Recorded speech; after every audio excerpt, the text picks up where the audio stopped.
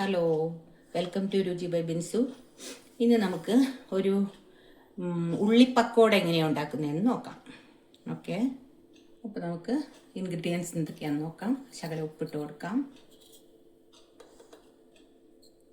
1/2 teaspoon നല്ല ജീരകം, 1 teaspoon Kashmiri powder മുളക് പൊടി കൊടുക്കാം.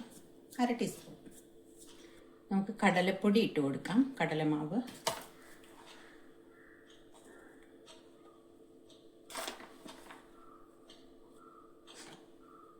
ഫ്ലേവറിന് നമുക്കൊരു 2 കറിവേപ്പില ഇട്ട് കൊടുക്കാം.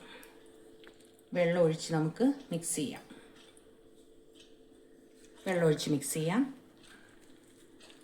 ഇതിലേക്ക് വേണ്ട എണ്ണ ഒഴിച്ച് കൊടുക്കാം. നമ്മുടെ ഉള്ളിപ്പക്കോടയുടെ മാവ് എന്ന് പറഞ്ഞാൽ കുറച്ച് ലൂസായിട്ട് ഇങ്ങനെ ഇരിക്കണം. ഈ പരിപാടി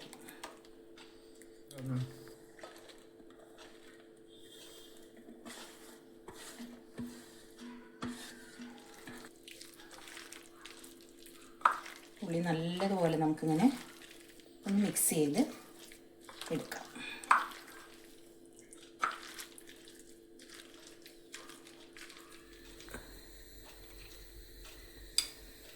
നമുക്ക് ഇട്ട് കൊടുക്കാം. ചെറുതാക്കി ഇട്ട് കൊടുക്കാം.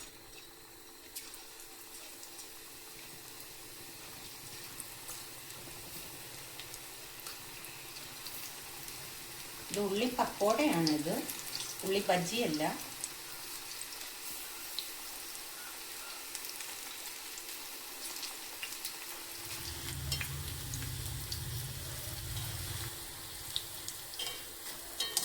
ബാക്കിയുള്ളതും ഇതേപോലെ ചെയ്തെടുക്കാം.